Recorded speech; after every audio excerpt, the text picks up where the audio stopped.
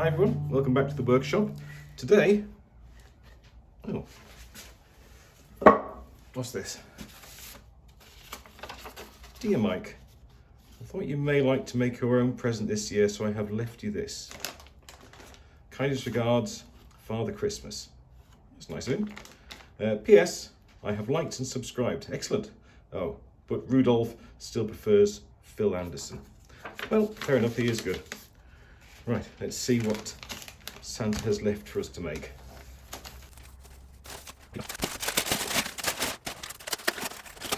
Ooh. Oh wow.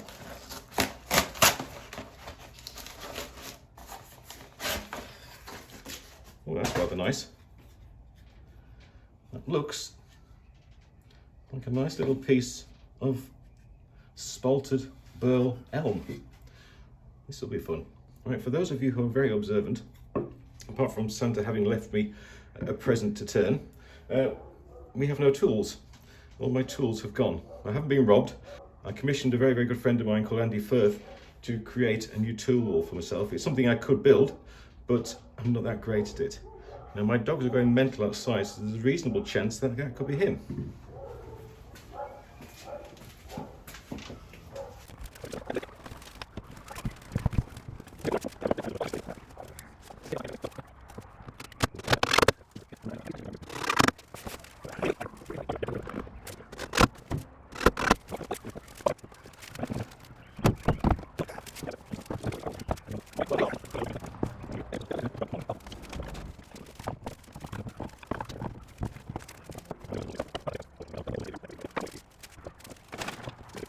Yeah. Oh, it's like a professional. Yeah. It's not made out of an old bed anymore. No. But the other one. And we're done. I think that looks all right. It's a bit of an improvement. Right, let's get back to this. All right, it's been an exciting morning already. We've not even started turning. Right, so we've got a spalted piece of elm. We do have some worm damage, but we'll come to that if we need to. Now the striking features about this, the spalting in the wood. Now spalting comes from when a piece of wood has been left in the wet and you get this black lines inside. It's actually a fungus, although it's not harmful in any way, especially not when the piece has been finished. Now if you look at the side, you can see the spalting around there and here as well. Now, looking at that, it's only at a maximum of about an inch down in this piece. So if we were to go too deep, then this has a chance of disappearing altogether. So initially, it rules out having a worm screw, because a worm screw would go in about an inch, and then when we hollow it out, all this spalting would be removed. So we've got to think of a different way of getting this mounted. Now, we can mount it between centres, but we haven't got an overly massive piece, so I don't necessarily want to create a tenon on that side. So our other alternative is to go in here with a Forstner bit, about 3 or 4 millimeters, and then be able to hold it that way with the jaws. Now, in order to drill with the Forstner bit, we need a flat surface. So I'm going to quickly nip this to the bandsaw, just quickly cut off a couple of these little knobs here so we can get it flat on the drill press and drill it out for the chuck. Okay, that's all we needed to do. Just create a nice little flat so we can hold it steady on the drill press and drill in. Now I'm just going to quickly find the centre.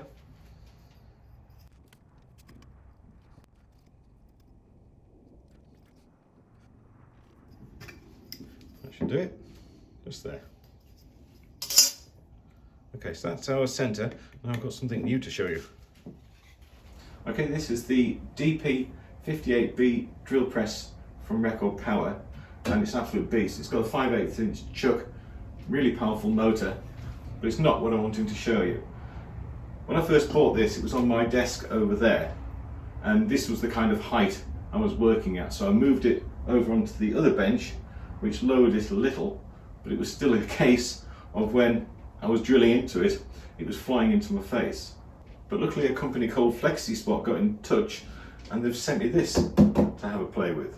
And how's this going to help? Let me show you.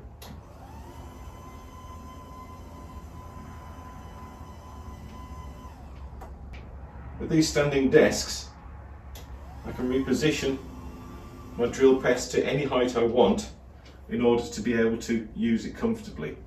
Now it's okay having it this low for my drill press, but if I also bring it back up, then I can use it at the correct height for a feed table for the bandsaw as well. Now this has given me an awful lot more flexibility in the workshop than I previously had, and when you haven't got a heck of a lot of room, having this kind of flexibility really is important.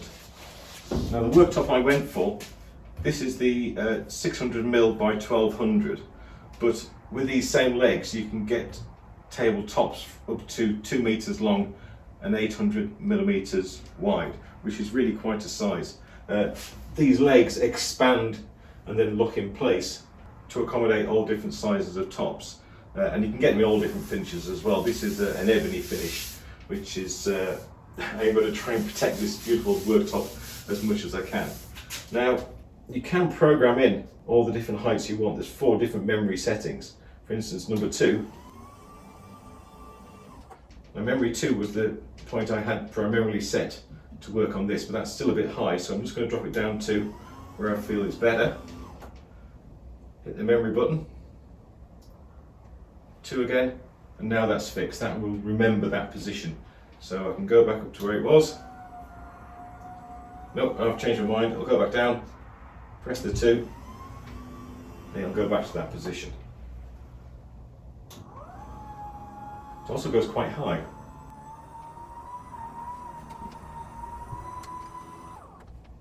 And that's going to be an ideal position for leaning on, looking out the window, or working on something really close up. Probably a bit high for me for fine detail work, so somewhere around there, if I'm doing any soldering or anything like that, that's an ideal kind of height. Now when I was putting this together, I was really impressed by the quality of the fit and finish. The legs are incredibly sturdy. I mean, this is absolutely solid. The motor will transport up to 160 kilograms in weight. I think this drill press is about 70 kilo. And just for fun, I had my daughter sat on here as well, and it didn't cause any problems whatsoever. The range of movement is 635mm up to 1285mm, and the very intuitive controls allow you to turn in incredibly small increments. And it does give you a readout as well of the measurement you've got. Like I say, it's got 4 memories, and also on the side there's a USB charging slot as well, so you can plug in anything you want. If you look underneath, as you can see from underneath here, you've got no cables hanging around because they're all underneath this magnetic mount, and there is an optional cradle mount as well for extra cables that you can put on the back. Right, let's get this drill press working and we can carry on again. I will put links in the description below to where you can have a look at more details on these wonderful desks. Okay, after a bit of messing around, I really must sharpen up my Forstner a bit. We've got a good firm hold on there, but despite that, I am still going to use a tailstock support at the start. Okay, we're all ready. 3/8 inch ball gouge. This is the hybrid grind with a Pro Comfort handle from Record Power, and we will starting to turn at about 750 RPM. First order of business is to do some exploratory cuts just to see what this surface is like underneath. Anything with spalting in, you always are a little bit wary of because there could be soft areas. So we'll try and even up the sides a little bit and then develop a plan of action.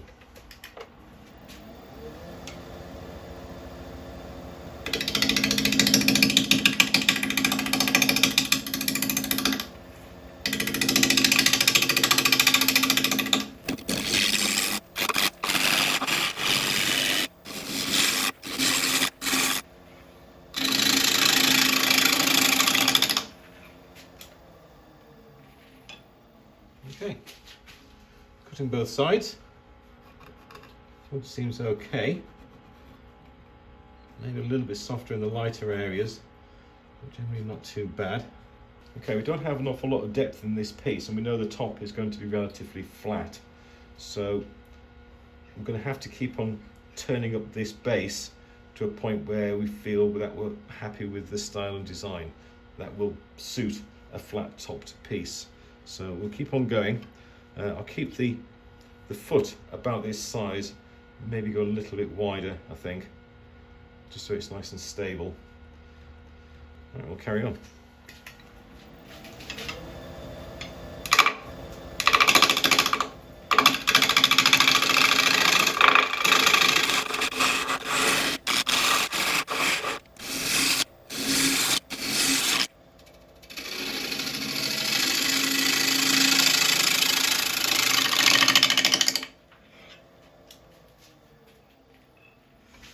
Okay, we've got the other half of the wormholes starting to come through on the base. So they're all, yeah, they're pretty much all the way through. So at least we know what we're dealing with. But it holds a hole and it's absolutely fine. Okay, now I've got this angle coming up on the sides. I think I can start going a little bit deeper in here, but just keep this similar kind of curve. I don't think it needs to be much more than that. We haven't got an enormous piece of wood that we can start to experiment with shape on, so we're just going to have to keep this one fairly simple, I think. Right.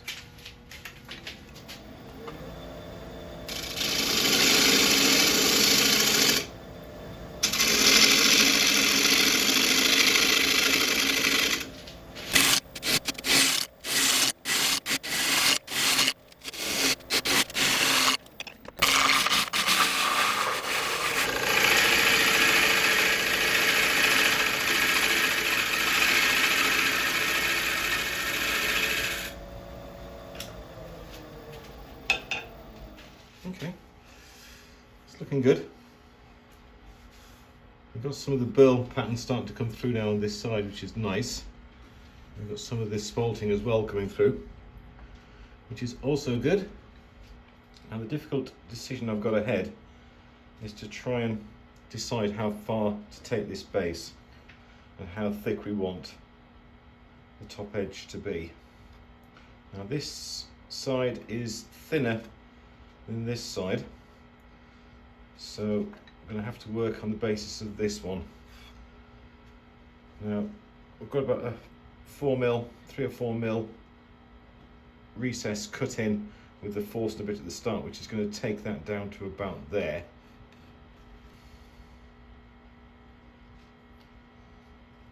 Just to give me an idea where that is. Okay, so we can afford to take this up probably about another 1/4 of an inch to about somewhere there, I think, and that will help us clear a bit more of this area so we get to see a bit more of this beautiful wood.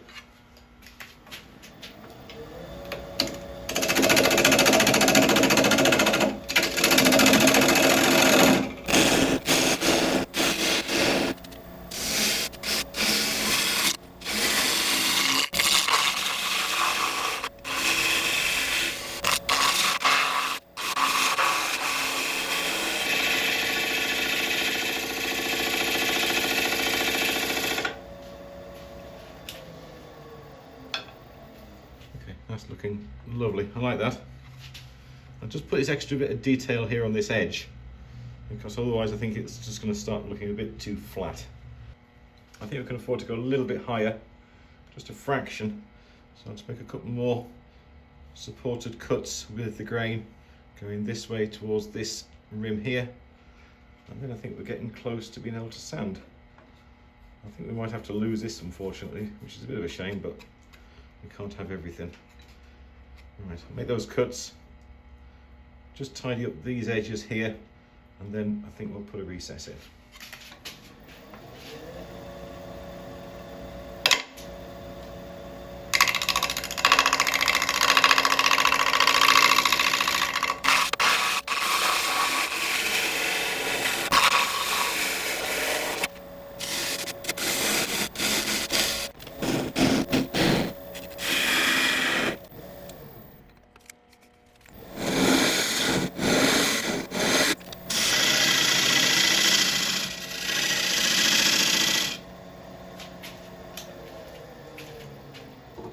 Right, that's excellent.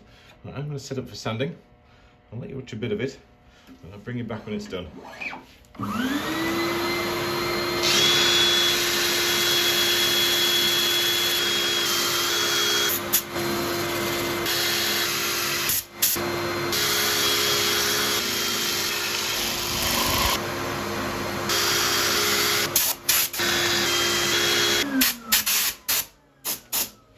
Okay, sanding went well. If you're wondering, I was doing the bark with this flappy disc that I got off Amazon. We can get the Sandoflex over here, but it is really quite expensive. So this seems to do the trick pretty well. Right, I'm just going to give it a wipe over with isopropyl alcohol just to help clean any loose dust out the pores of the grain, and give us a first look at how this amazing elm is going to look with a finish on. A really quite extraordinary pattern.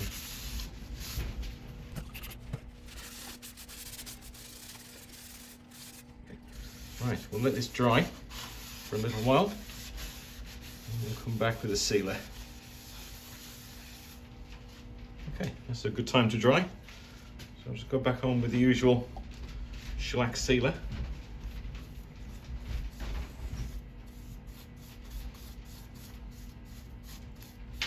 I'm using a brush to put it on just because it's easier to get into all the little areas. Make sure everything gets a good covering.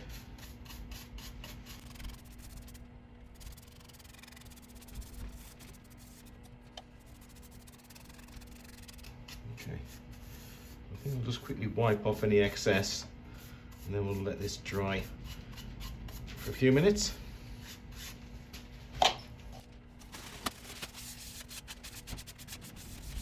Right, we'll come back in a little while and do what we need to do next, which I'm not quite sure yet. Okay, that's had a good chance to dry, so we're going to go on again with an abrasive paste. This is Northern Grit, our very own product. We're going to put on a reasonable amount, applied in circular motions, and then we're going to buff it in with this locked off, just so we can make sure we can get on all the extremities.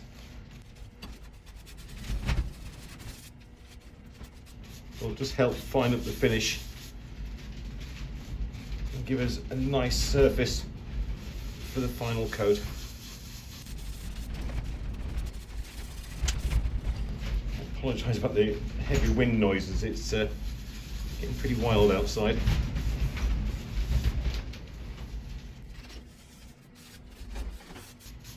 I'll do the centre bit with the lathe spinning, and then I'll lock it off and do the extremities. Just putting on some eye protection.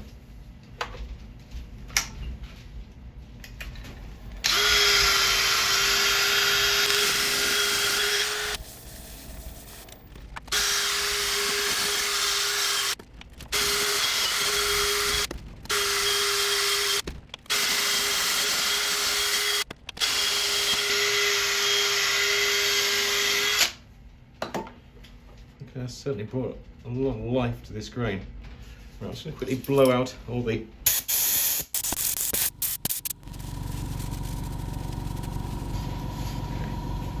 okay, that's all nice and dry. So once again, I know I'm getting addicted to this stuff. This is Howard's Feed and Wax.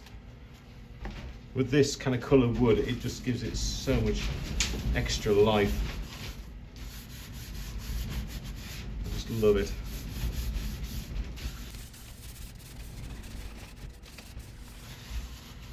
We're going to let this sit for 20 minutes.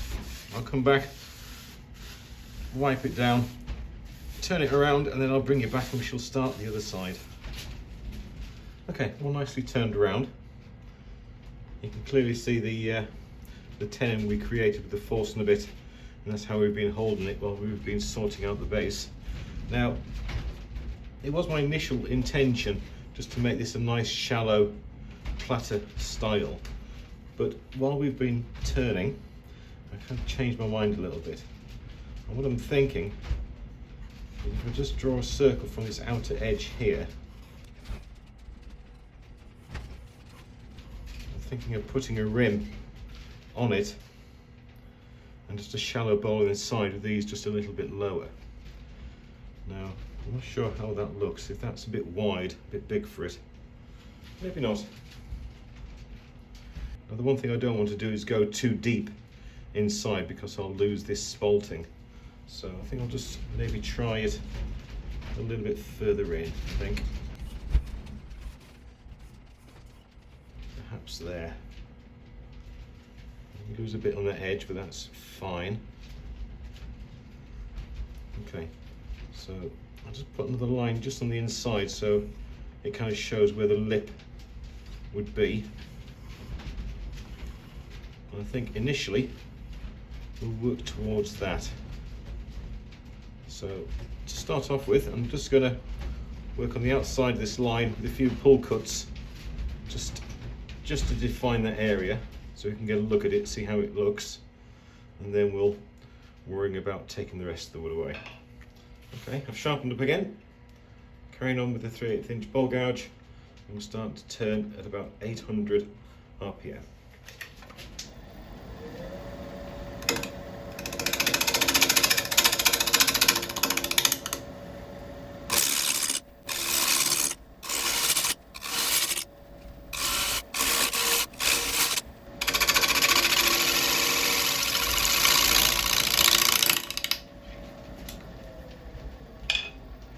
See how that looks. Right, we're cutting various different heights across it, so it obviously wasn't quite perfectly flat, but that's fine. Depth wise, we can afford to go down about 1/8 of an inch further, but so far so good. Right, I like that. So I'll just take this down a little bit further so we can set the depth of this edge. What's going to do to the outside? We may lose that corner. We might lose that little edge.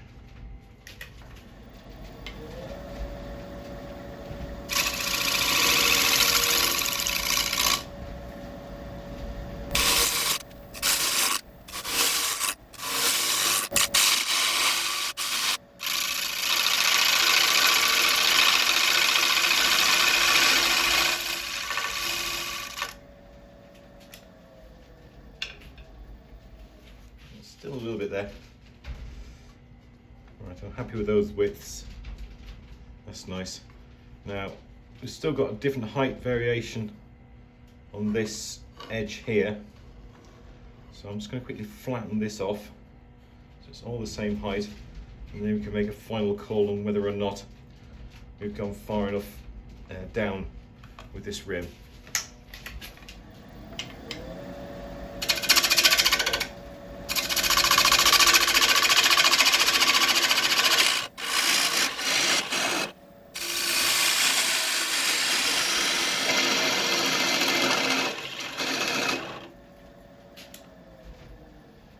I think we've got it, and I think that's enough of a rim to make it look okay. We need to do a couple of bit of final cuts on there just to even up that surface, which I shall do now, and then we can worry about a very shallow hollow out.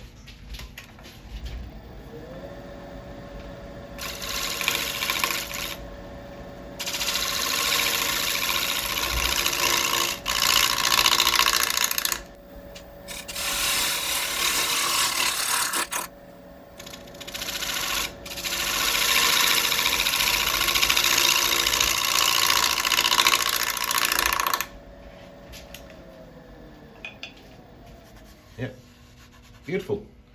Right, let's have a look at where we want this rim. I think just on the inside of that natural edge there.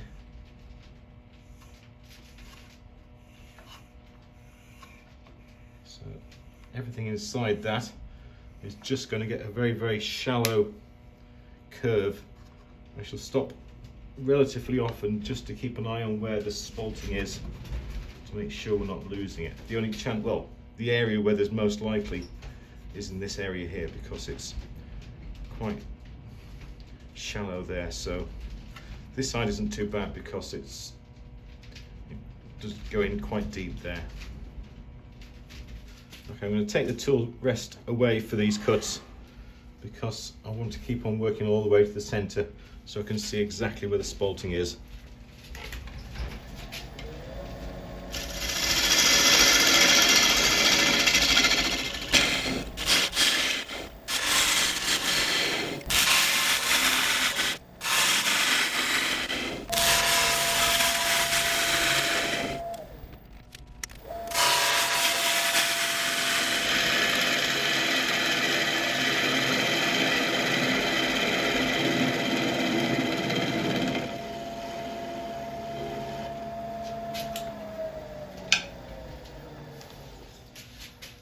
Okay, we've uncovered a wonderful little piece of spalting there.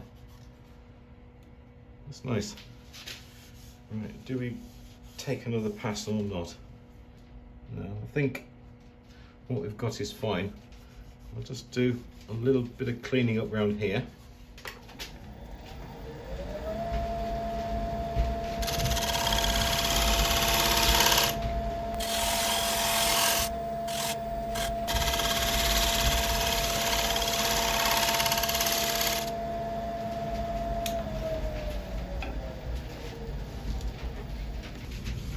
Marvellous, I love it.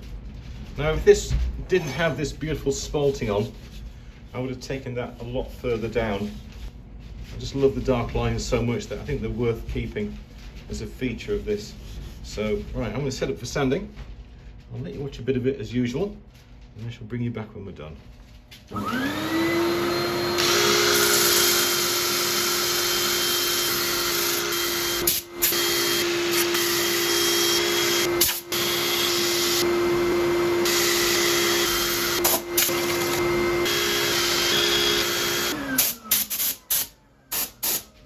Okay, sanding went well, so we're just going to go over with a bit of isopropyl just to give the surface a nice clean off.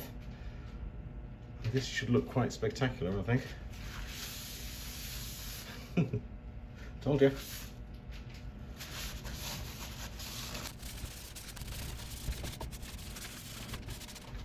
We'll let this dry and then we'll come back on with the sealer again.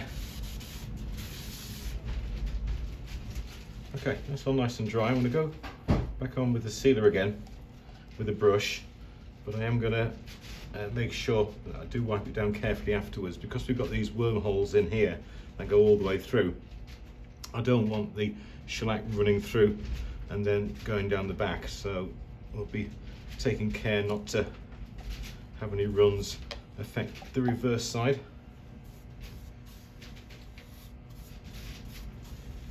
Oh, look at that.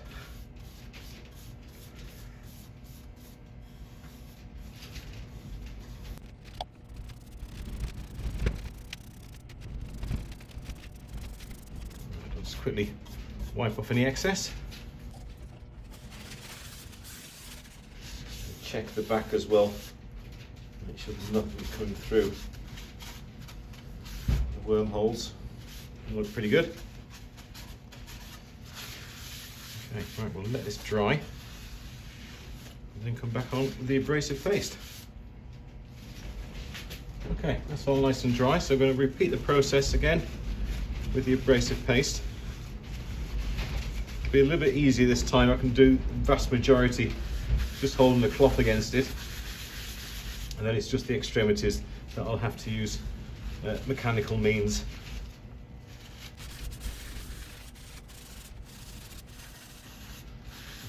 Put on eye protection again.